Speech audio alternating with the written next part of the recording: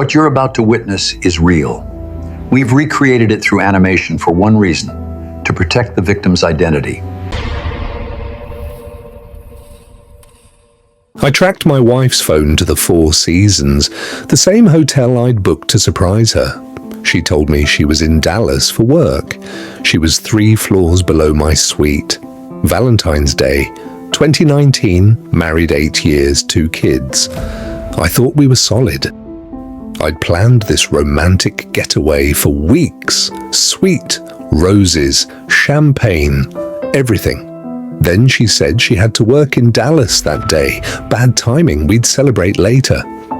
Something felt off, so I called her office. They said she took the day off. I checked. Find my iPhone and my heart stopped. Austin, Four Seasons, Austin. The same hotel where I had a suite waiting for us that night. I drove there immediately. Found her car in the parking garage. I walked to the front desk and asked what room my wife was in. The clerk said she couldn't give out room numbers. I showed her my reservation for tonight. She looked at me and quietly said, "Room 847. My suite was 1204. I took the elevator to the 8th floor. Every second felt like an hour. I walked down that hallway and knocked on 847. A man answered, shirtless, confused. He said, "Who are you?" Then I heard her voice from inside. "Babe, who is it?" She came to the door, saw me, and went completely white. Derek asked, "Who the fuck is this?" I said, "I'm her husband." Derek stepped back and said, "Husband, you told me you were divorced." She'd been lying to both of us. Me about Dallas, him about being married. I pulled out my phone and showed him our wedding photo, our kids, our family. Derek looked sick. He said we'd been dating 6 months. I had no idea. 6 months. While I was home with our kids, she was here with him. Derek told me he booked this room last week for Valentine's surprise. Same hotel, same day, both of us planned to surprise her. I asked to see the hotel manager. I wanted security footage. They showed me months of footage. October, November, December, January, February. Every time she said she was showing houses, she was here with him. The manager printed everything. Dates, times, camera angles, all of it. I went to my suite on the 12th floor, the one I'd booked for us. Roses on the bed, champagne on ice, dinner reservation for 2 in 3 hours. I sat there and texted my lawyer. I need to file for divorce today. 3 floors below me. She was with him, in the hotel, on our anniversary day. Derek left. Told her she lied to everyone and he was done. She started texting me.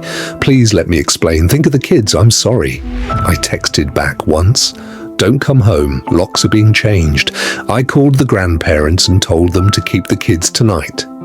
That night, I sat alone in that suite, surrounded by everything I'd planned for her. She was alone in room 847, lost her husband, lost her boyfriend in the same day. Valentine's Day, same hotel, 2 men who loved her, both done with her lies. Next morning, I filed for divorce, attached all the hotel footage and receipts. Derek agreed to testify, proof of 6-month affair during our marriage.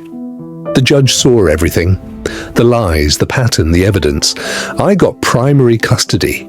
She got supervised visitation only. She lost our family, her job, her reputation, everything in one day. The Four Seasons story became legend in Austin. Everyone knew what she did. Derek moved on, got married in 2021 to someone honest. I remarried in 2022. My kids have a stable home now and a stepmom who loves them. Jennifer, single, limited visitation, lost everything she had that Valentine's Day. Same hotel, same day, 2 surprises. One destroyed her life, the other saved mine. I walked in expecting a ring and found him proposing to someone else. Valentine's Day, 2020, Morton's Steakhouse in Charlotte. We'd been together 3 years, living together for one. He'd been dropping hints for months about proposing. That morning, he told me tonight would be special and kissed me goodbye. I spent the whole day getting ready, new dress, new everything. At 6 p.m., he texted, "Emergency meeting, dinner pushed," to 8:30. At 8 p.m., another text, "Running late, can you just meet me there at 9? I got there early, walked up to the hostess and gave his name. She said that reservation was for 7 p.m. The party's already seated with a woman. I walked down that hallway and looked through the glass door. There he was on one knee, ring out. She was crying and saying yes. I burst through that door screaming, "What the fuck is this?" She stared at me, confused and trembling, and whispered, "Who are you?" Her face changed and she said, "I'm his girlfriend of 2 years. We lived together." The room started spinning. I said, "Marcus, what is she talking about?" Jessica showed me photos, their apartment in Raleigh, their cat, their whole life. We started comparing like detectives. He told me he traveled for work Monday through Wednesday. Jessica said he told her he traveled Thursday through Sunday for work. 3 years. He'd been doing this, 2 apartments, 2 lives, 2 women. Jessica sat down and said he told me tonight was the night. He'd been hinting for weeks. I said same. He'd been hinting to me too about starting our forever. I called the manager over and demanded he check the reservations.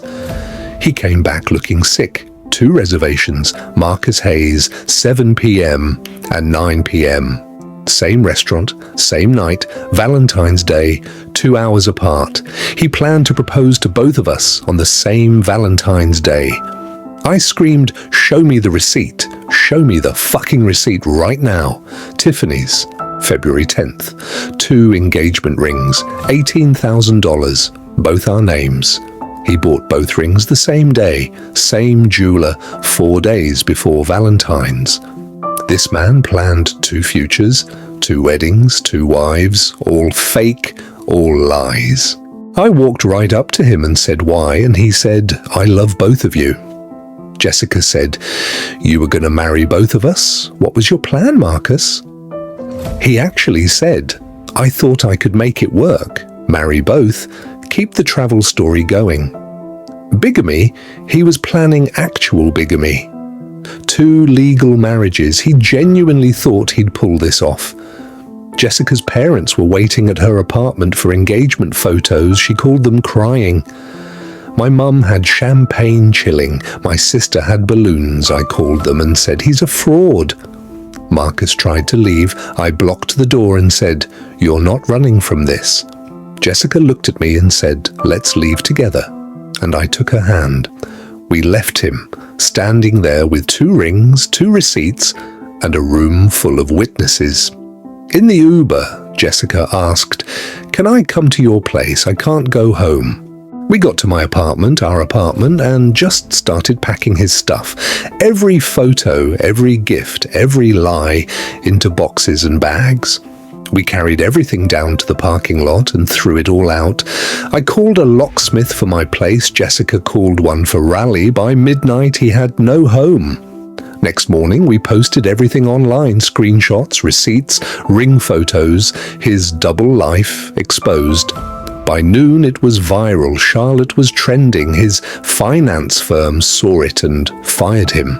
His parents called. His friends abandoned him. His reputation in Charlotte was destroyed forever. Jessica and I became real friends, bonded by the worst Valentine's Day of our lives. It's 2024 now. I'm married with a baby. Jessica's married too. We were in each other's weddings. Marcus. Last I heard, he's working retail, single, and his Valentine's plan ruined him.